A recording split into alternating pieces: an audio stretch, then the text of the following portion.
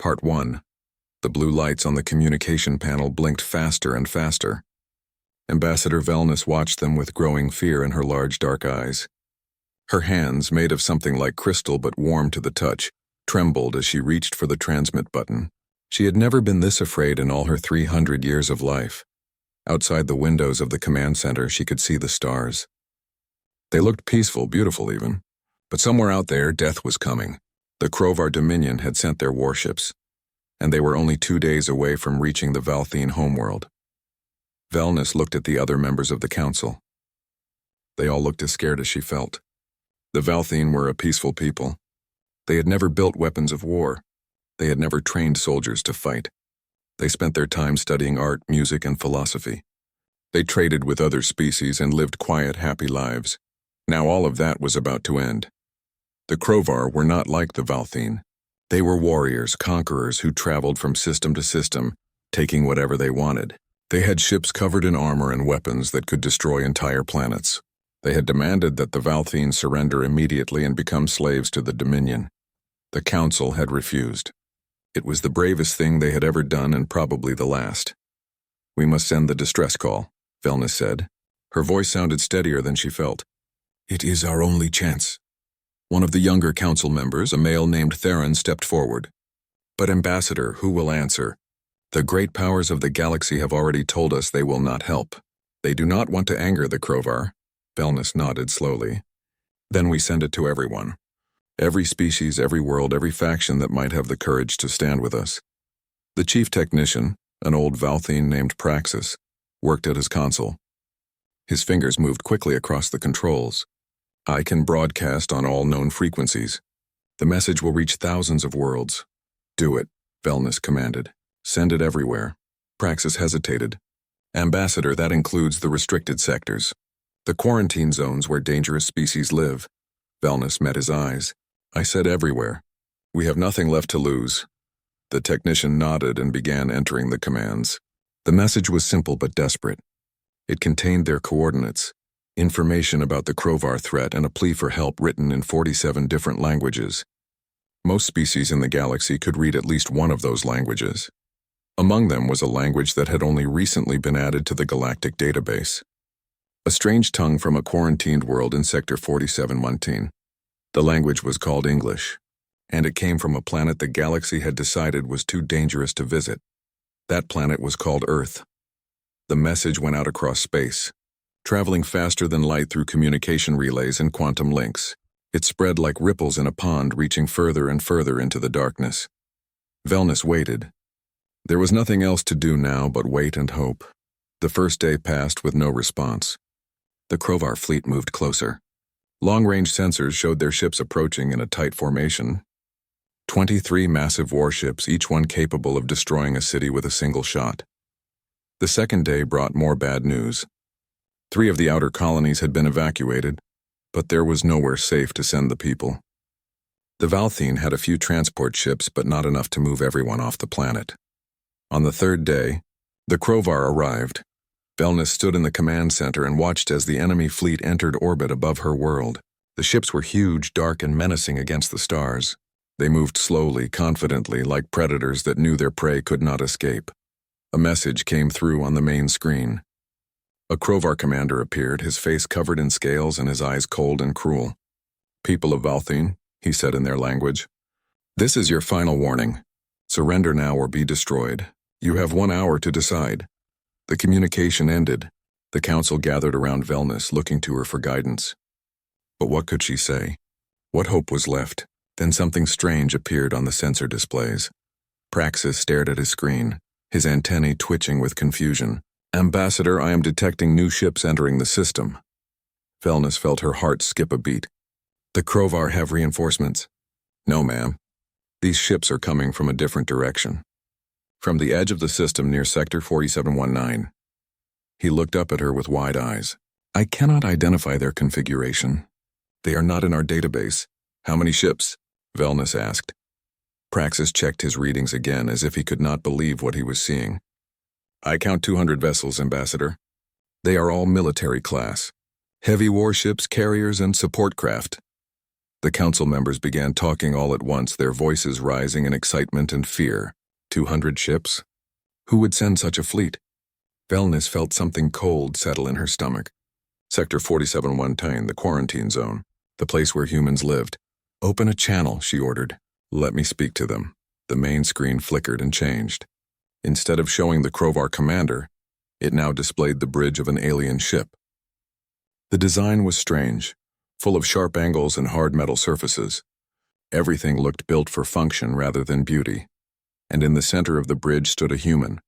Velness had seen pictures of humans before, in the restricted files the Galactic Council kept. They were bipedal creatures with smooth skin and hair on their heads. They came in different colors and sizes, but they all had the same unsettling feature. Their eyes faced forward like predators, not to the sides like prey species. This human was male, she thought. He wore a dark uniform with symbols on it that she did not recognize. His face was calm, but his eyes were sharp and alert. He looked like someone who had seen many battles. This is Ambassador Velness of the Valthene Council, she said, trying to keep her voice steady. Are you the humans? The human nodded. I am Captain Jacob Manning of the United Earth Systems Navy. We received your distress call. He glanced at something off-screen. Looks like we got here just in time. Captain Manning, Velness said carefully. I must warn you about what you face here. The Krovar Dominion is one of the most powerful military forces in this sector. They have weapons that can crack planets. Their ships are heavily armed and shielded, and they outnumber your fleet. Jacob Manning smiled. It was not a cruel smile, but it was not entirely kind either. It was the smile of someone who knew something she did not. Ambassador, he said quietly, we appreciate the warning. But humans do not run from bullies. My orders are to neutralize the Krovar threat and protect your people. Velness felt dizzy. Captain, you do not understand. If you fight them, they will destroy you. They can try, Manning replied. Then he looked at someone else on his bridge. Send a message to the Krovar fleet. Tell them they have 60 seconds to cease fire and leave this system immediately. Captain, they will never agree to such terms, Velness protested. Manning's expression did not change. I know, he said simply. The screen went dark. Velness stood frozen, unable to process what had just happened. The humans had come. The species that the entire galaxy feared had answered their call. And now they were going to fight the Krovar. She did not know whether to feel hopeful or terrified. Around her, the council members whispered among themselves. Through the windows, they could see the human fleet positioning itself between their world and the Krovar ships. The formation was tight and organized, clearly the work of people who knew what they were doing. What have we done? Theron whispered. We called for help and summoned the Deathworlders. Velness did not answer. She could only watch and wait to see what would happen next. The 60 seconds that Captain Manning had given the Krovar were almost up, and somehow she knew the Krovar would not surrender. The 60 seconds passed in silence. On the bridge of the UES Vengeance, Captain Jacob Manning stood with his hands behind his back watching the countdown timer. Around him, his crew worked at their stations with calm efficiency. They had trained for this moment for years. Lieutenant Lisa Torres sat at the sensor station, her fingers dancing across the controls. She had dark hair pulled back in a tight bun and sharp eyes that missed nothing. Right now, those eyes were tracking every movement of the Krovar fleet. Time is up, Captain, she reported. No response from the Krovar. Jacob nodded slowly. He had not expected them to surrender. Species like the Krovar did not understand diplomacy. They only understood strength, and they had probably never met anyone stronger than themselves, until today. Commander Hayes, Jacob said, turning to his tactical officer. Status of all weapon systems? Peter Hayes was a stocky man with gray in his hair and scars on his hands from years of service. He had fought in the resource wars on Earth and knew more about ship-to-ship combat than anyone else in the fleet. He checked his displays and nodded. All railguns charged and ready, Captain.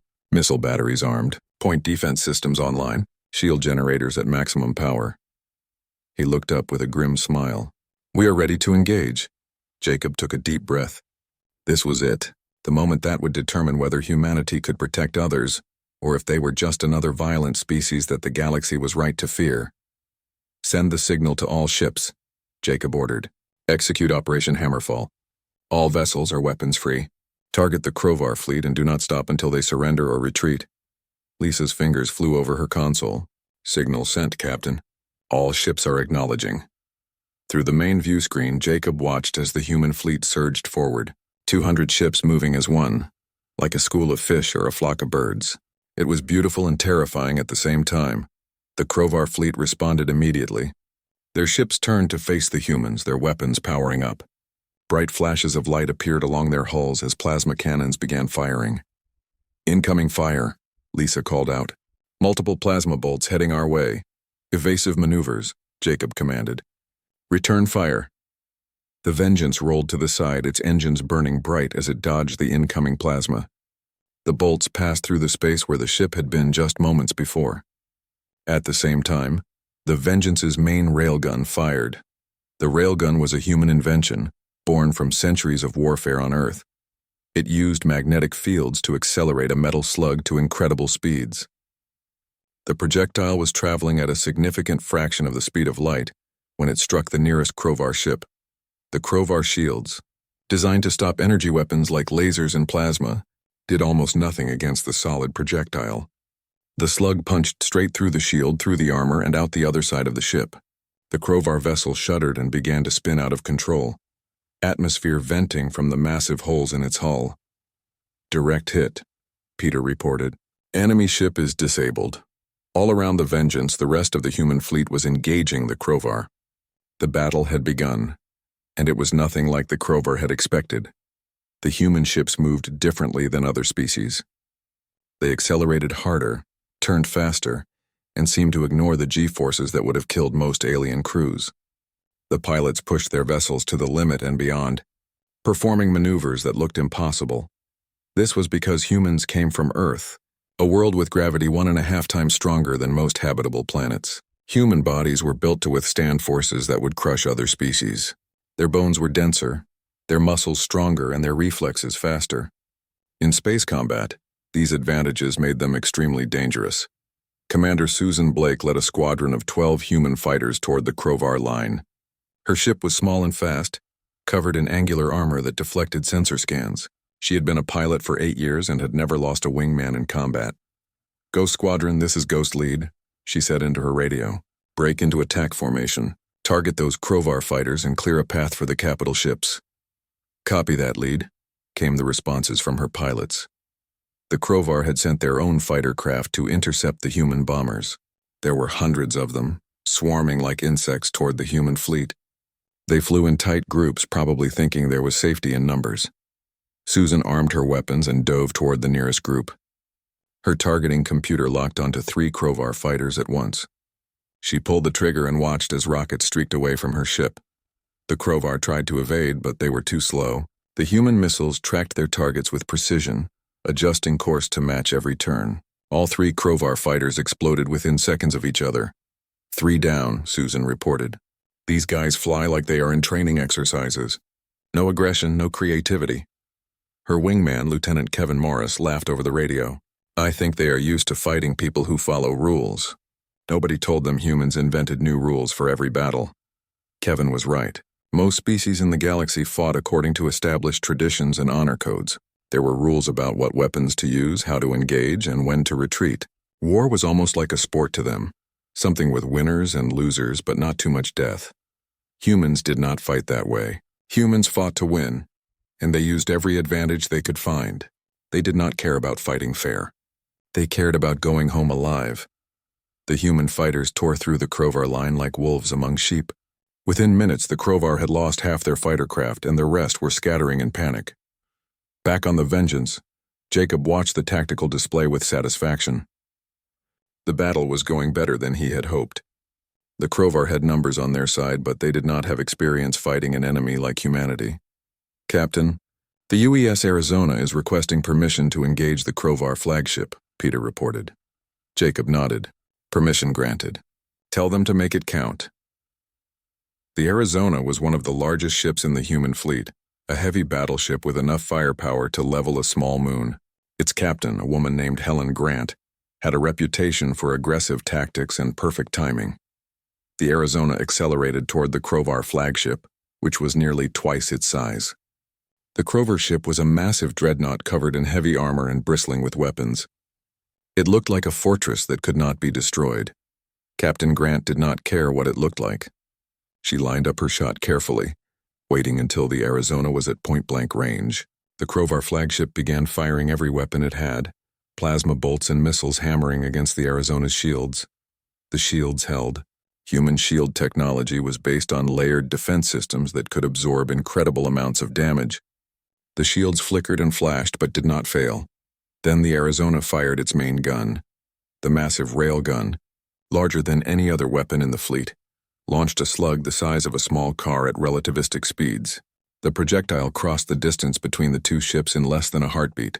The Krovar flagship's shields shattered like glass. The armor, 3 feet thick and designed to withstand any attack, might as well have been paper. The slug punched through the center of the ship and kept going, exiting the other side in a shower of debris and atmosphere. For a moment, nothing happened. Then the Krovar flagship broke apart, its structural integrity completely destroyed. Secondary explosions rippled along its length as fuel tanks and ammunition stores detonated.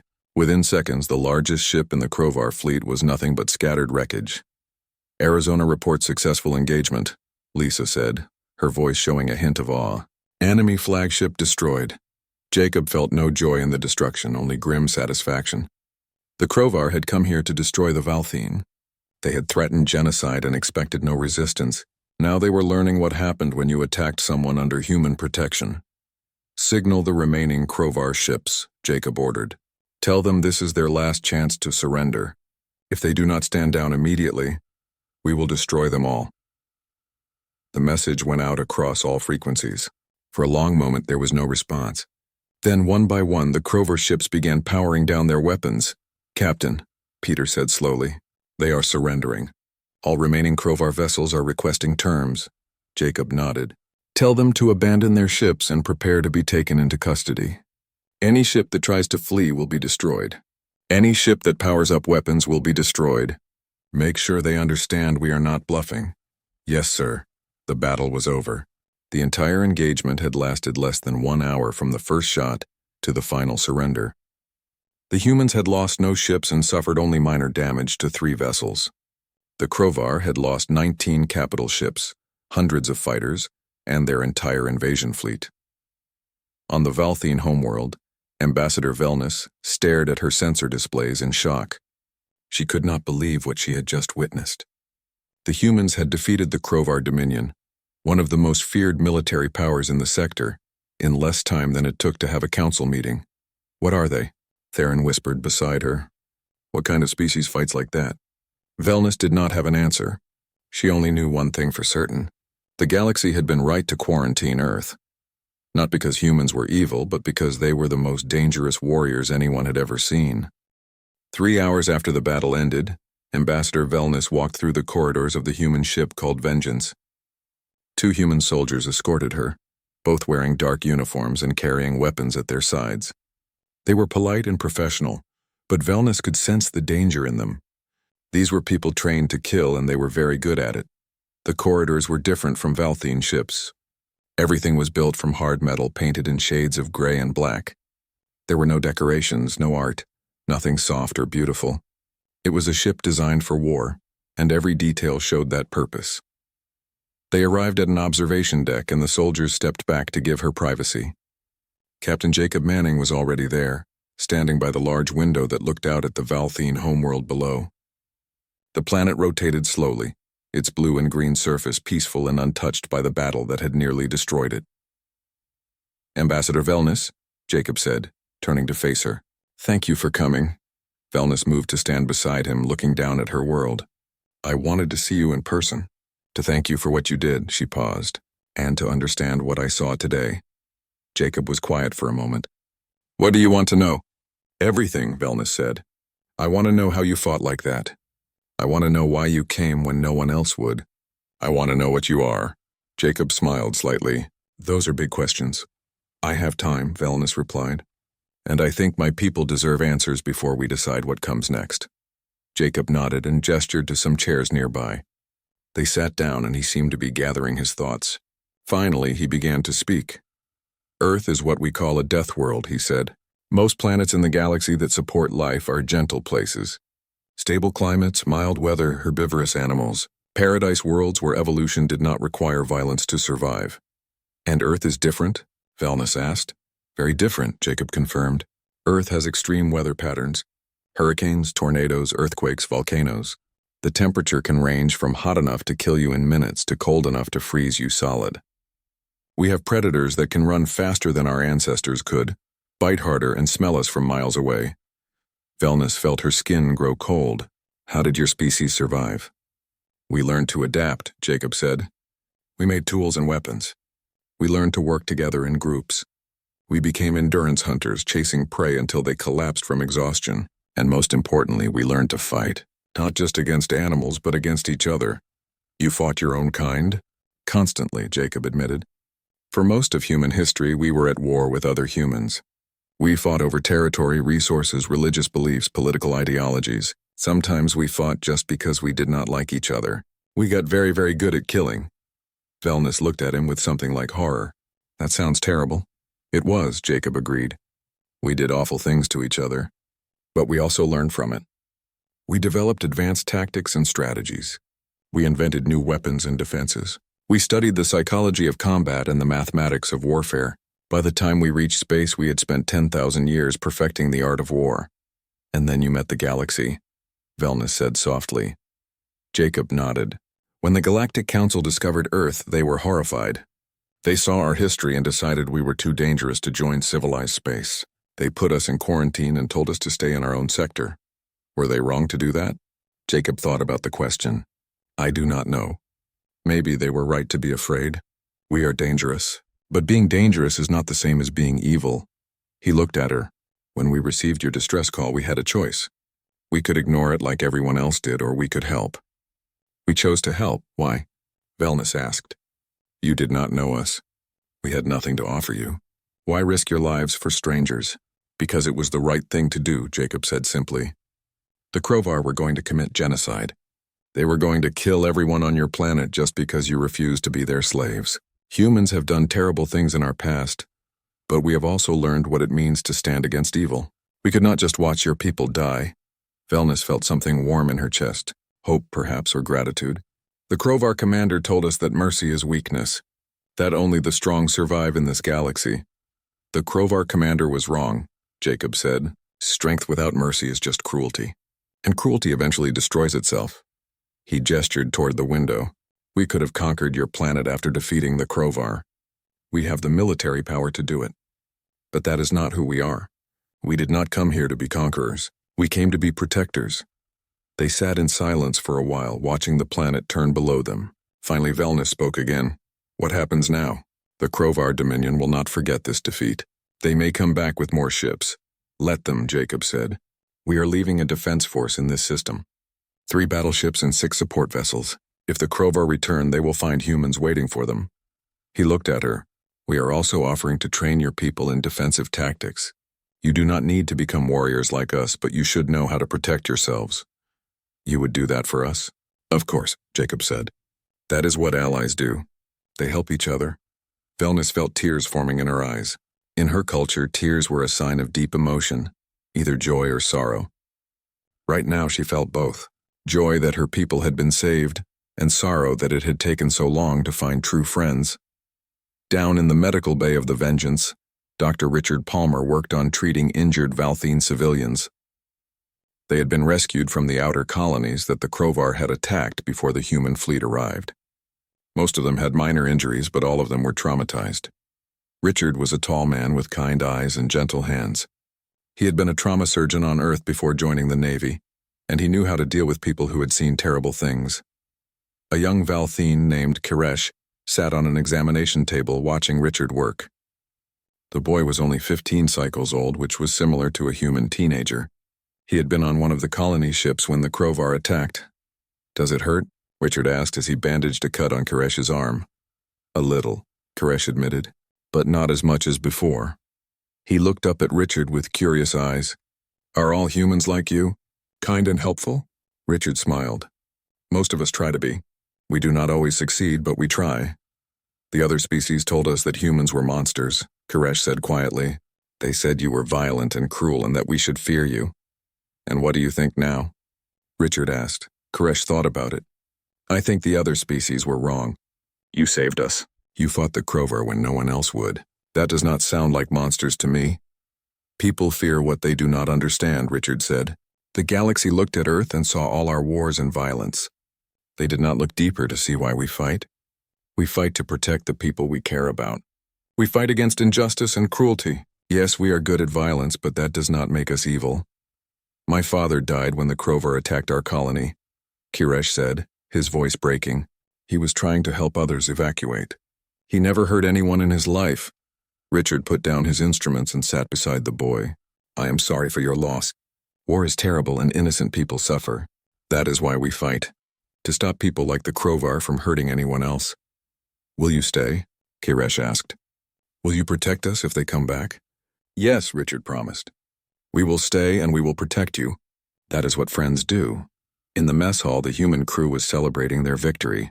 Lieutenant Lisa Torres sat with a group of pilots and officers, sharing stories and decompressing after the stress of battle. Commander Susan Blake was there, still wearing her flight suit. She had a drink in her hand and a tired smile on her face. Did you see the look on those Crovar pilots when we came at them? I do not think they have ever fought anyone who was not afraid of them. Kevin Morris laughed. They fly like they are in a parade. All formation and no improvisation. When we broke their line, they had no idea what to do. That is the problem with fighting by the book, Lisa said. Books do not account for chaos.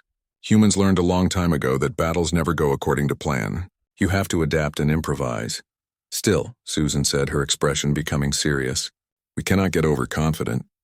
We won today because we had surprise on our side. Next time, our enemies will know what we can do. They will prepare for us. Let them prepare, Kevin said. We will just have to stay one step ahead. Lisa raised her glass. To the Vengeance and the fleet, and to the Valthine, our new allies. Everyone raised their glasses and echoed the toast. They had won an important victory today, but they all knew it was just the beginning. Word of this battle would spread across the galaxy, and humanity would need to decide what role they wanted to play in the wider universe. Later that evening, Admiral Helena Wright held a conference call with the other ship commanders. She was aboard the UES Thunderchild, the fleet carrier that had coordinated much of the battle. Her gray hair and sharp features were displayed on screens throughout the fleet. We need to discuss our next steps, Helena said. This victory will have consequences. The Galactic Council will not be happy that we violated the quarantine. The Crovar will want revenge, and other species will be watching to see what we do next. Captain Helen Grant of the Arizona spoke up. Do we care what? 6 weeks had passed since the Battle of Valthine Prime. The Human Defense Force remained in orbit, their ships a constant reminder of the protection they provided. Down on the surface, human engineers worked alongside Valthine workers to rebuild the damaged colonies. Commander Lisa Torres stood in what had been a farming settlement before the Crovar attack. Now it was a construction site, with buildings being rebuilt from the ground up. Human construction equipment worked alongside Valthine technology, and the two species were learning to work together. A Valthine engineer named Sella approached Lisa carrying a data pad. Commander Torres, we have completed the structural repairs on the community center. The human techniques you showed us reduced the construction time by half. Lisa smiled. That is good to hear. Earth had to rebuild many times after wars and natural disasters. We got efficient at it. She looked around at the progress. How are your people adjusting to having us here? Sella's crystalline features seemed to glow slightly, which Lisa had learned was a sign of happiness. Better than we expected. At first, many were afraid. The stories about humans were frightening. But now that we see how you work and live, we understand that you are not monsters. Just people, Lisa said. We make mistakes and have flaws, but we try to do better. Some of our young people are asking about Earth, Sella said carefully. They want to know what kind of world produces warriors like you. Lisa thought about how to answer that. Earth is beautiful and terrible at the same time. We have oceans that can swallow ships whole and mountains that touch the sky. We have storms that can level cities and heat that can kill in hours. But we also have forests full of life. Plains where millions of animals run free and nights where you can see more stars than you can count. It sounds dangerous, Sella said. It is, Lisa agreed. But it is home. And it taught us to be strong. She looked at the Valthine engineer. Your world is gentler, more peaceful. That is not a weakness. It means your people developed differently, focused on art and philosophy instead of warfare. Both paths have value. But only one path could save us from the Crowvar, Sella pointed out. True, Lisa admitted. But now that you are safe, you can go back to building the kind of society you want. You do not have to become like us. Meanwhile, aboard the Vengeance, Captain Jacob Manning was having a difficult conversation with Earth Command. The holographic display showed Admiral Richard Chen, the head of Earth's naval operations. He did not look happy. Captain Manning, the Admiral said, his voice stern, I have just finished reading your report on the engagement with the Crowvar. I also have a very angry message from the Galactic Council demanding to know why you violated the quarantine. Sir, the Valthine were facing extinction. Jacob replied. We had the capability to help, and we did. I stand by that decision. I'm not saying it was wrong, Chen said, his expression softening slightly. I am saying it has consequences. The Council is demanding that we withdraw immediately and return to our sector. Several major powers are threatening sanctions if we do not comply. What does Earth Command want me to do, sir? Admiral Chen was quiet for a moment. Between you and me, Jacob? I want you to stay exactly where you are. The politicians back home are divided, but most of them support what you did. The problem is the Council. The Council had their chance to help, Jacob said. They chose not to. We are not leaving the Valthine defenseless just because it makes some bureaucrats uncomfortable. That is what I told them, Chen said with a slight smile. But we need to be smart about this. We cannot fight the entire galaxy. We need to build support among the smaller species, the ones who feel threatened and unprotected. I think we can do that, sir. Ambassador Velness is already reaching out to other species in similar situations. If we can prove that humans can be trusted, we might be able to change minds. Do it, Chen ordered. But be careful. The Crowvar are not going to forget this humiliation. Intelligence suggests they are gathering forces for a counterattack. We will be ready, Jacob promised. The communication ended, and Jacob sat back in his chair. Everything was becoming more complicated. What had started as a simple rescue mission was turning into something much larger. Humanity was being forced to choose between isolation and engagement with the wider galaxy. 3 days later, Ambassador Velness traveled to the Galactic Council headquarters on the planet Zentara. The council met in a massive building that housed representatives from 47 different species. It was meant to be a place of diplomacy and peaceful resolution of conflicts.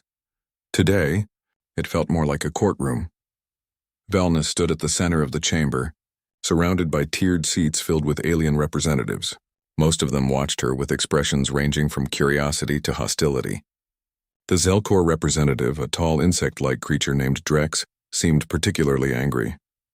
Ambassador Velness, Drex said, his voice translated through speakers. You stand accused of violating galactic law by inviting a quarantined species into an active conflict zone. The humans were restricted to their sector for the safety of all civilized worlds. By summoning them, you have endangered everyone.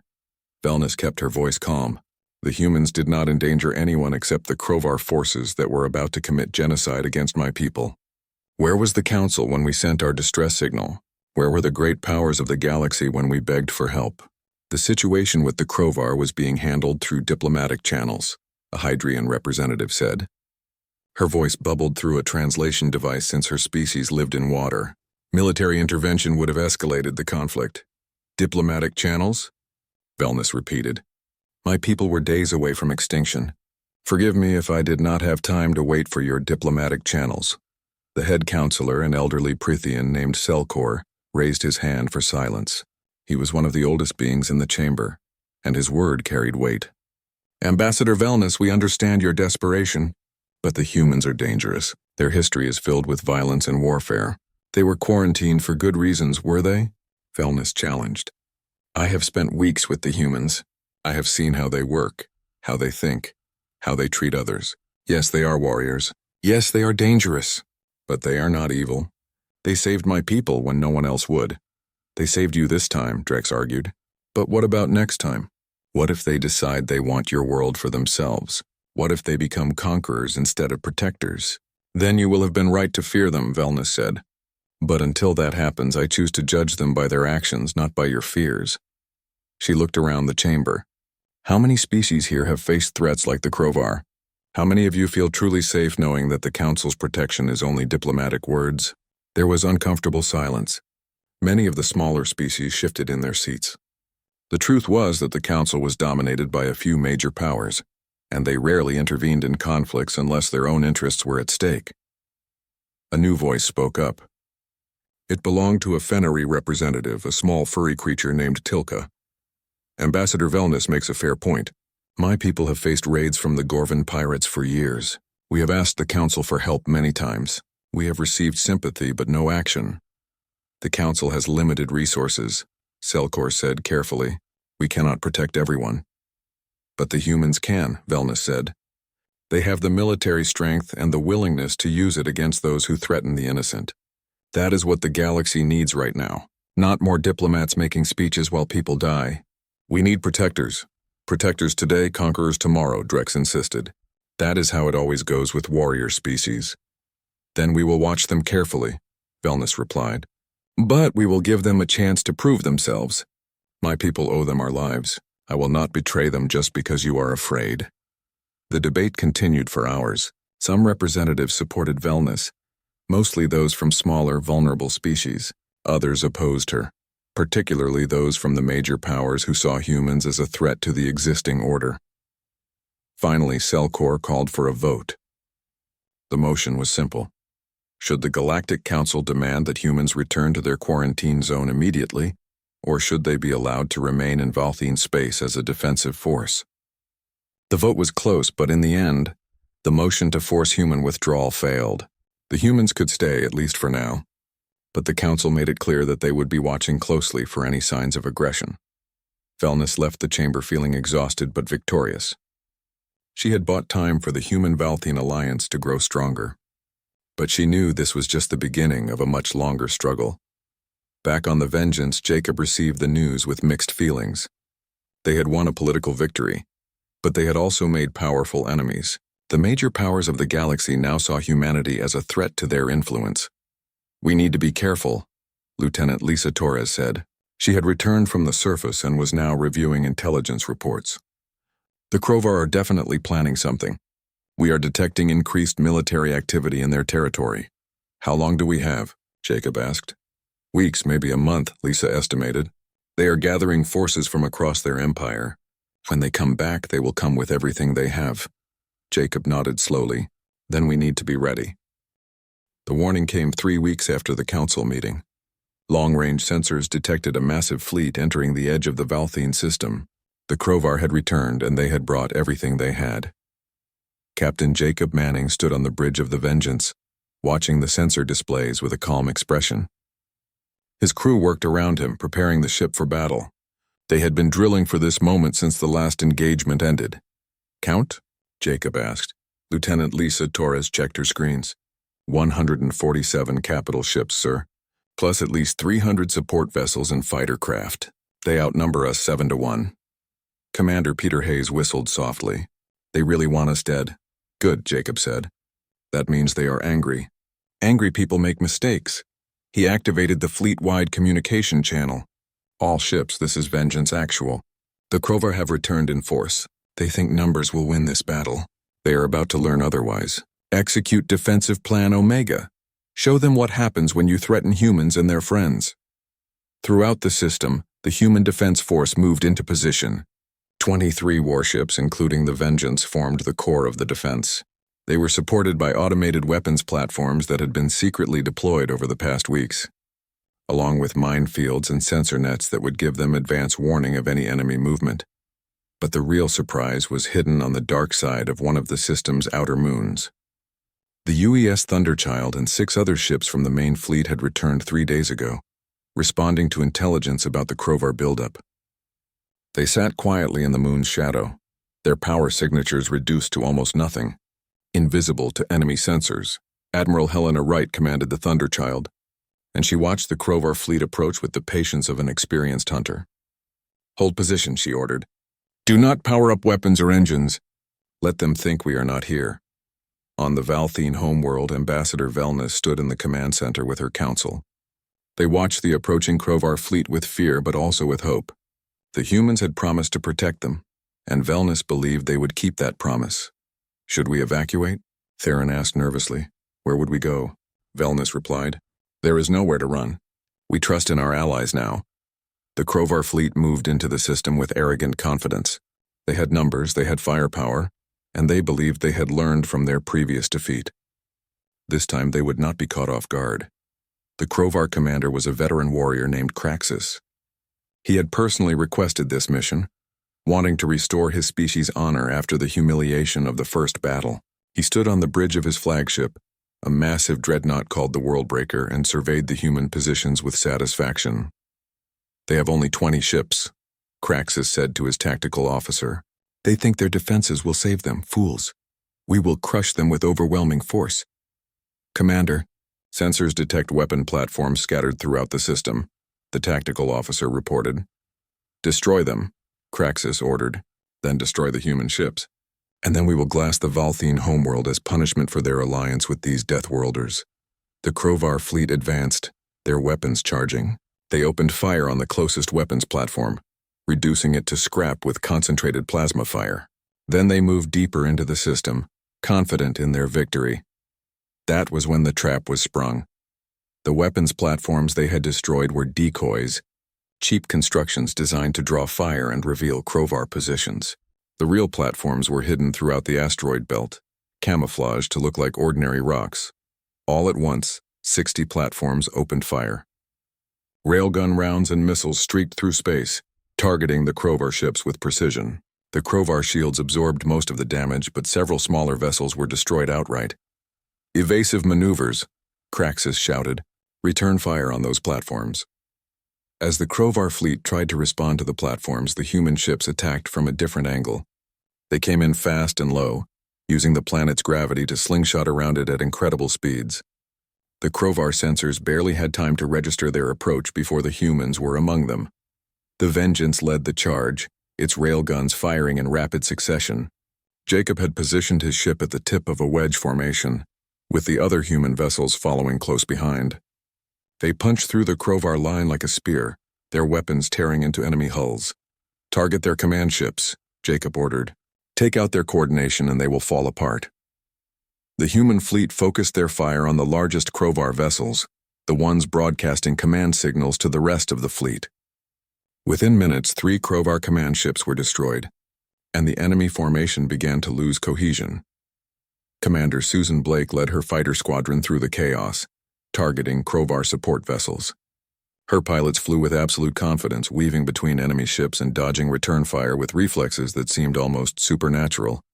Ghost Squadron, break and attack, Susan commanded. Target their carriers.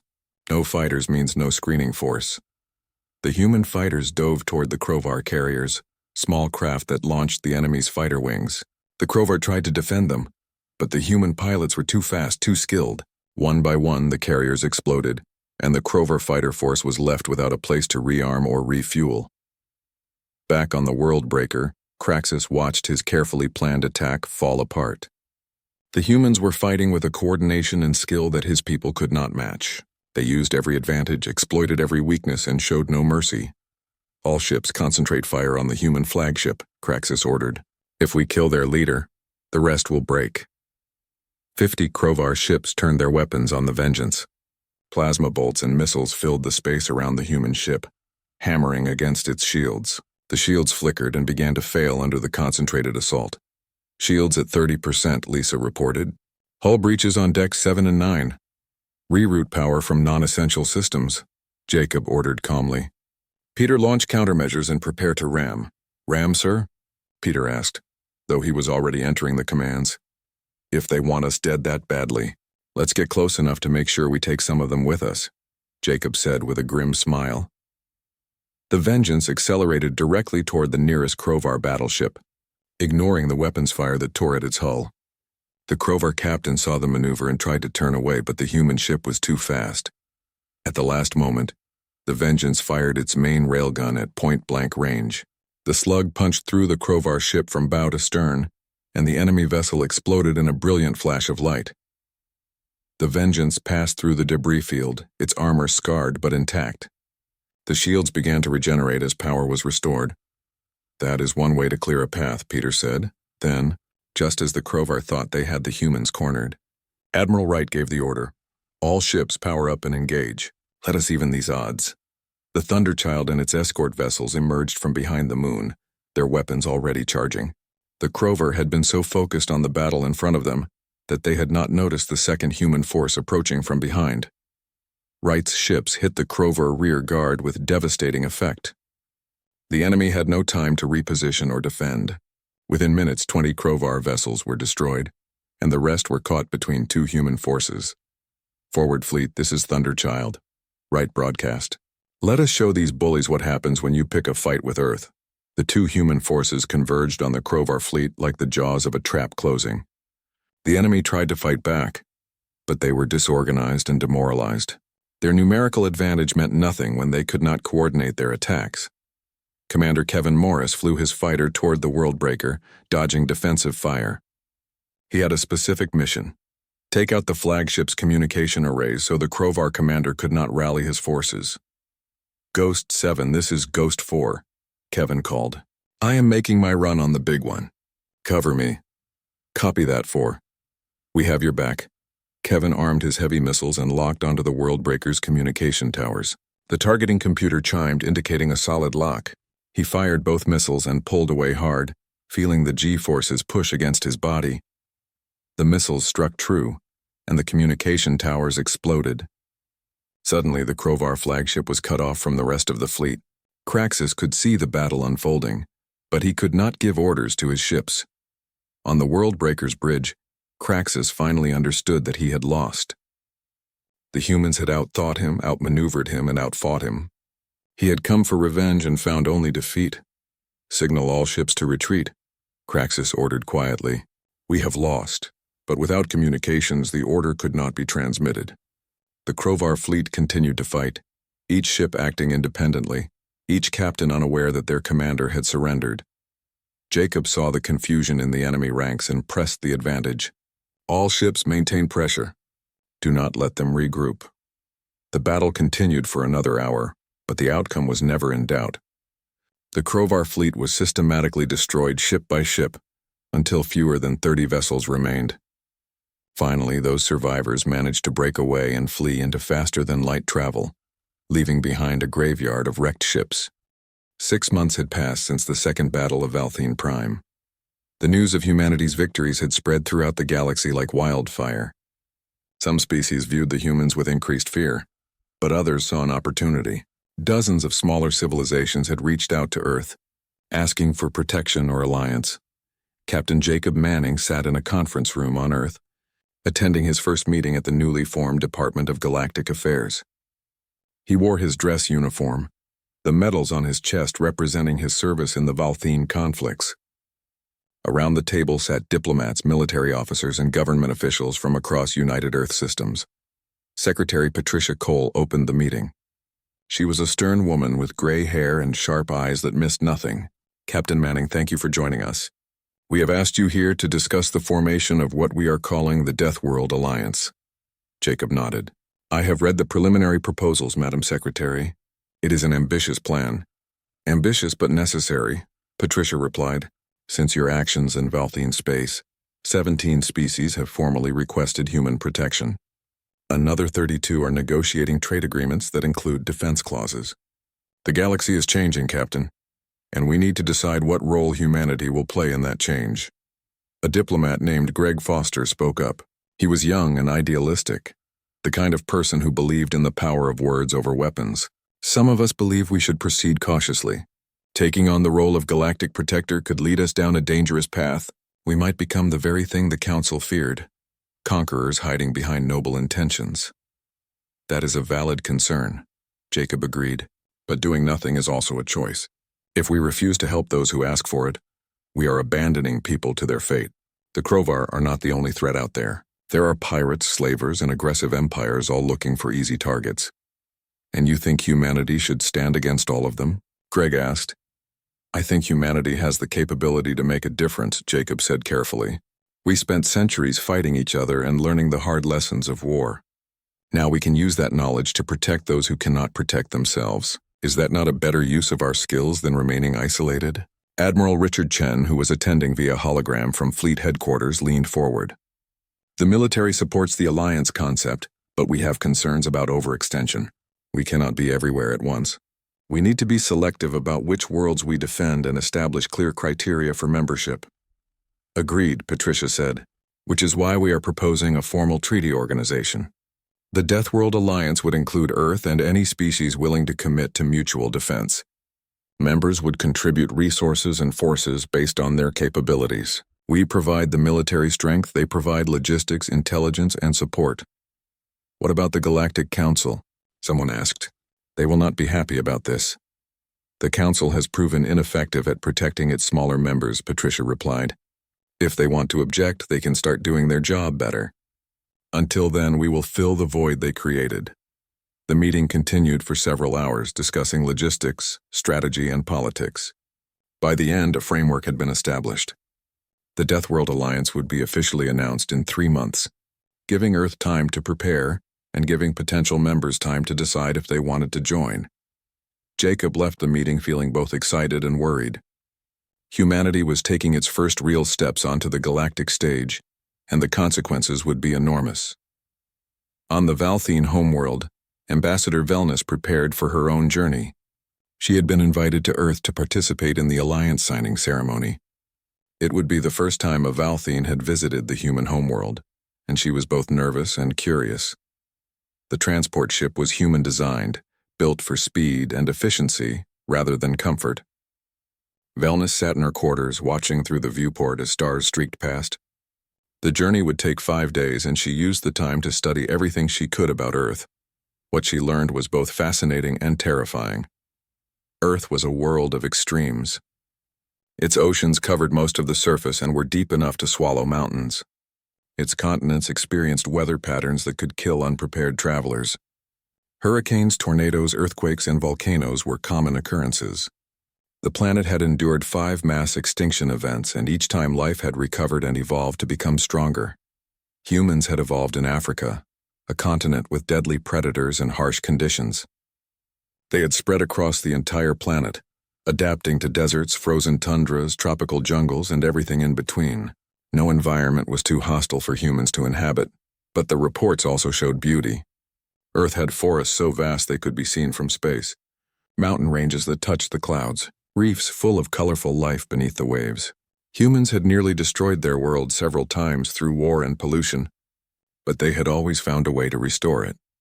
When the transport finally arrived at Earth, Velnus pressed her face against the viewport to see the planet below. It was mostly blue from the oceans, with swirls of white clouds and patches of green and brown land.